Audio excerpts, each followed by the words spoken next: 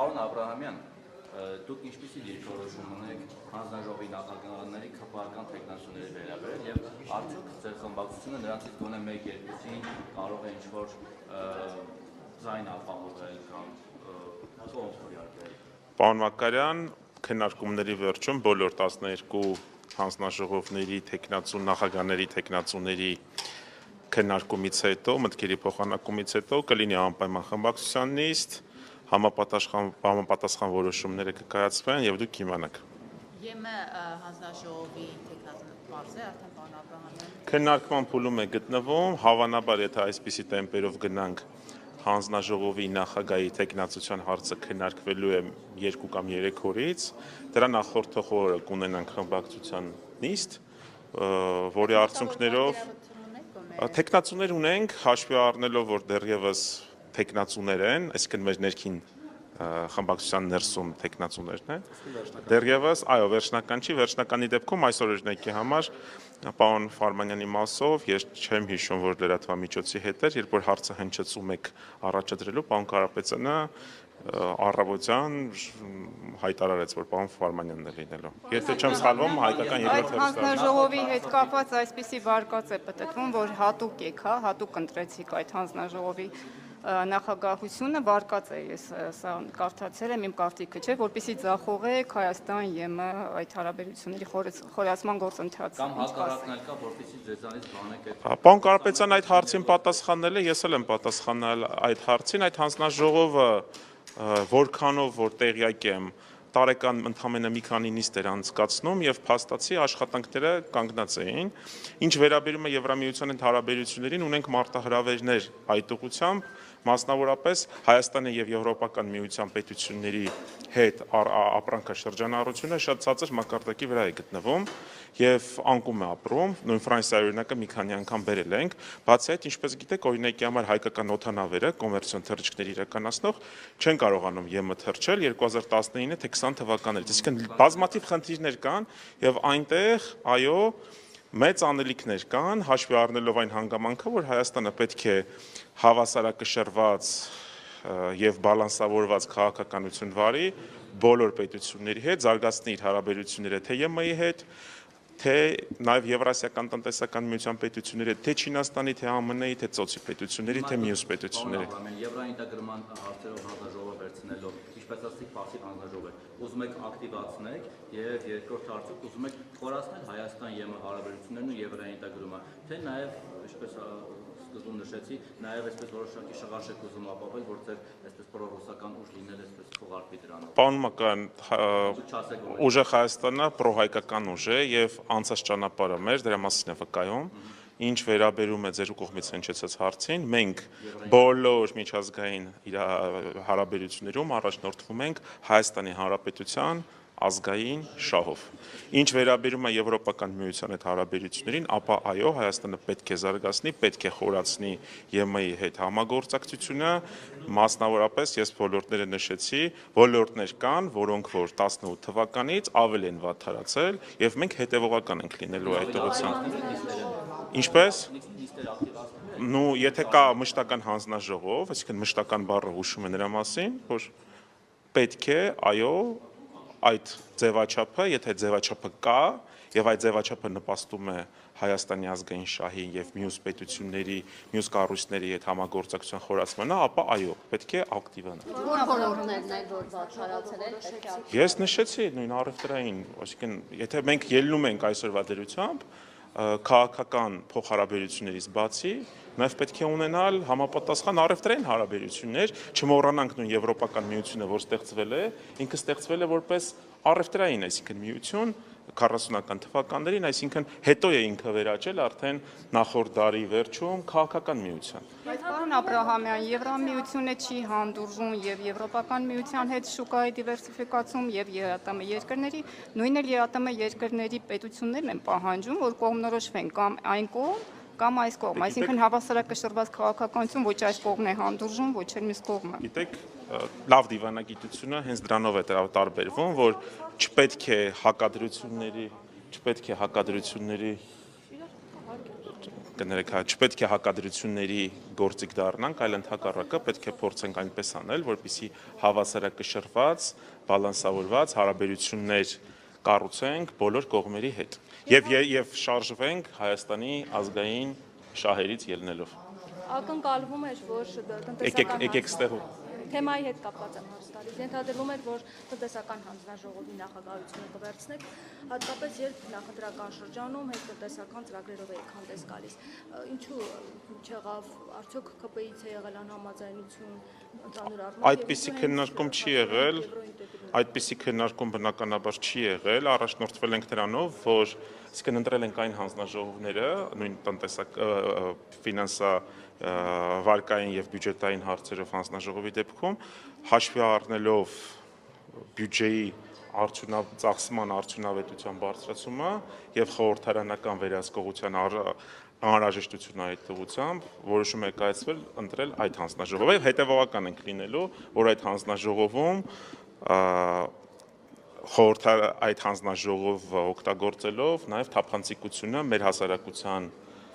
հետ մեր հասարակության արժեվ, այսինքն թափանցիկությունը բարձրանա պետական միջոցների ծախսի։ ԿՊ-ի կողմից անհամաձայնություններ, խոչընդոտներ ստեղծվեն հանձնաժողովի նախագահությունը վերցնելու մասով։ Կտեսնենք, սենց ասենք, այս հարցերը չեն քննարկել, մինչև հիմա քվեարկություն չի եղել, պարոն Ֆարմանյանի տեխնացությունն նոր է ներկայացվել եւ կտեսնենք արդեն հարցերի բովանդակությունից հետո երևի արդեն համապատասխան խմբակցությունների ղեկավարները եւս իրենց դիրքորոշումները կհայտնեն։ Քիչ առաջ Պարոն Կիրակոսյանին պատասխան։ Եվրոինտեգրման հետ է կապված, եթե մեջ բերեմ պարոն Կարապետյանի խոսքերը, լուրջ մտահոգություն է առաջացնում այն փաստը, որ Հայաստանի գործող իշխանությունները ուղղություն են վերցրել դեպի եվրոինտեգրում 2025 թվականի ապրիլի 14-ին հայտարարել է պարոն Կարապետյանը, Սամվել Կարապետյանի մասին է խոսքը։ Հիմա ձեր քաղաքական ուժի ղեկավարը ասում է, որ լուրջ մտահոգություն է եվրոինտեգրումը։ Դուք իրարից անկախ եք գործում, պարոն Սամվել Կարապետյանը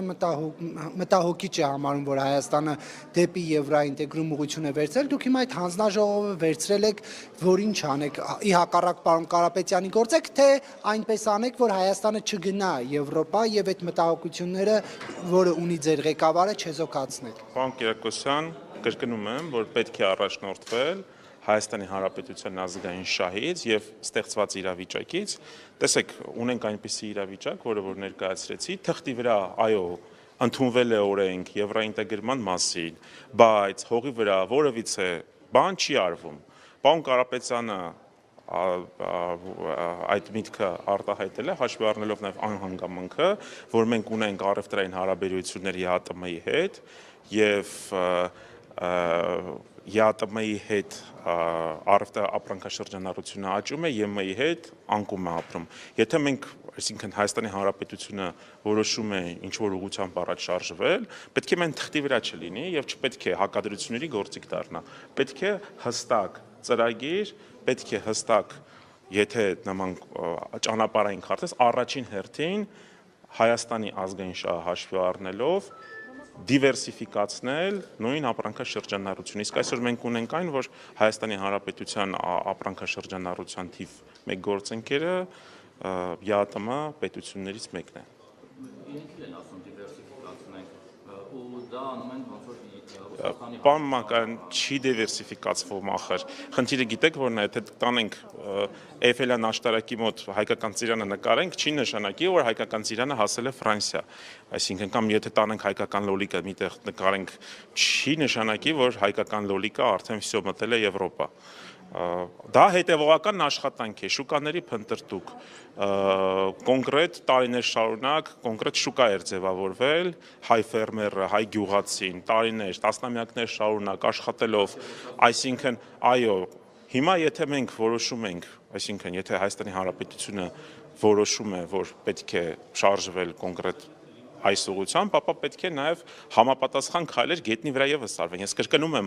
մեր հայկական առևտրային թռիչքներ, կոմերցիոն հիմունքներով թռիչքներ իրականացնող օդանավերը չեն կարող Եվրոպական միություն թռիչքներ կատարեն, բացի թիվ 1 օդանավից, որը որ կոմերցիոն չի, բնականաբար պատվիրակություններին է սպասարկում։ Այսօր ստացվում որ դիվերսիֆիկացիան այս իշխանությունները անում են հաշիվ ռուսացնի։ կարող անել բալանսավորել, որ դա ի հաշիվ Ռուսաստանի չի։ Եթե դեմ չեք իհարկե Ռուսաստանի հետ։ Ի հաշիվ Ռուսաստանի կներեք, բայց որ ասում եք դիվերսիֆիկացիա, ես հիմա դիվերսիֆիկացիա չեմ տեսնում առևտրային հարաբերությունների, այսինքն մեզ մոտ, եթե գնաք նույն խանութներ, կտեսնենք, որ սուպերմարկետներում, ինչպես իմ գյուղատնտես ընկերներն են ասում, ինքնարժեքից ցածր գնով ծաղիկներ են վաճառում։ Կտեսնեք, որ մենք արտահանման խնդիրներ ունենք եւ իրականում նոր շուկա դուրս գալը ինքը այնպես չի, որ այսօր զարթնեցիր եւ всё կարող ես այս բեռնատարը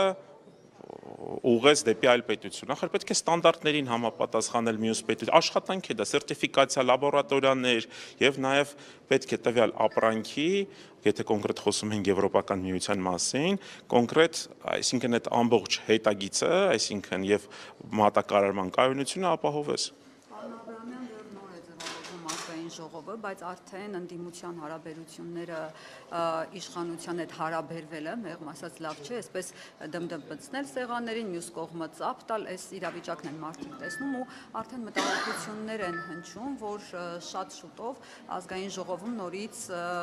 կշարունակվեն ծեծկրտուկները հայտնի, նախորդ գումարման խորհրդարանում գիտեք քացիներով եղել է, իրար շորեր պատռել եղել է, բոքս եղել է։ Հիմա հարց ձեր խմբակցությունում մարտարվեստի տիրապետողներ կան, լավ քացի տվողներ, բռնցքամարտիկներ, դուք պատրաստ եք այդ տեսարանների համար։ Մինչև ազգային ժողով գալը նշել ենք նախ, որ ամեն ինչի պատրաստ ենք։ Մենք բոլոր դեպքերում, ինչպես որ առաջին նիստին խոսվեց, պատրաստ ենք աշխատել բարեկրթության եւ հարաբերվել իշխանության հետ բարեկրթության մթնոլորտում, ինչ վերաբերում է ձեր կողմից հնչեցված այլ հարցերին, ակնկալում ենք մասնագիտական քննարկումներ, որոնք որ կնպաստեն Հայաստանում մի շարք ոլորտների փոփոխություններ բերելուն։ Այդքանը։ Բայց իրենք օրինակ որոշակի սադրիչ քայլեր են գնում, օրինակ եւ ինչ եմ ասում սադրիչ, որտեղ զգացվում է, որ եթե երբ որ կաթողիկոսին ավազանի անունով են դիմում, դա կոնցեպտուալ սադրանքային կամ սկսում եք։ Մենք ցույց ենք տվել, ինչպես պարոն Ղազարյանը իր երեկվա ելույթում ասեց, այն կարմիր գծերը, որոնք որ պետք չէ խախտել, գիտենք նաև իրենց կարմիր գծերի մասին։ Եվ բնականաբար պարոն Ղազարյանի ելույթները, եթե ուշադիր լսեք, կտեսնեք, որ այն չափազանց կոռեկտ է, ազգային ժողովում ունեցած ելույթները չափազանց կոռեկտ են եւ այսքանը, այսինքն ստեղ սադրելու բան, որովից է սադրանքներ չեն հնչել, եթե ձեր կամ ինչ որ մեկը գտնում է որ հնչել է, կարող ենք միասին լսել։ Բացի այդ, մենք ստեղծել ենք ազգային ժողովը ստեղծել է էթիկայի հանձնաժողով եւ այդ հանձնաժողովի գործունեությունն էլ նաեւ ակնկալում է, որ որոշակի դեպքերում, եթե падգամավորներից մեկը ցուցաբերի էթիկապես ոչ կոռեկտ վարքագիծ, ապա այդ հարցը կքննարկվի տվյալ հանձնաժողովում։ Ինչու է ԵԿՊ-ն ուզում կառուցողական դաշտ բերել ընդդիմությանը, որովհետև մինչև խորհրդանի ձևավորվելը Ռուբինյանն ասում էր կգաք, ձեզ կդաստիարակենք, հետո փոխեցի միանգամից դիրքորոշում, ասացին զրոյական կետից եկեք սկսենք մեր հարաբերությունները։ Ինչով է պայմանավորված, ինչ կա մտքներին, այսպես ասած։ Դե լավ կլինի այդ հարցը իրենց ուղեք, մենք այստեղ եկել ենք ժողովրդի խնդիրները լուծելու, բարձրաձայնելու համար, որպեսզի որոշ ոլորտներում վերջապես լինի փոփոխություն, ինչպես պարոն Կարապետյանը նշեց։ Ինչպես իրենց կողմից հնչել է բարեկրթությամբ աշխատելու, այսպես ասած, պատրաստակամություն, մենք եւս պատրաստակամ ենք աշխատանքները շարունակել բարեկրթության մթնոլորտում, բայց դա չի նշանակում ավել բան, ինչպես բազմիցս նշել ենք։ Պարոն Աբրահամյան, ճիշտ ենք հասկանում, որ դուք հակված եք կառուցողական ընդդիմություն աշխատել, որտեղ սրա հետ կապված նույնպես կա քննադատություն ձեր աջակիցների կողմից, որոնք ձեզ ասում են 340,000 ձայն, մենք ձեզ տվել ենք, որ գնաք կոշտ լինեք,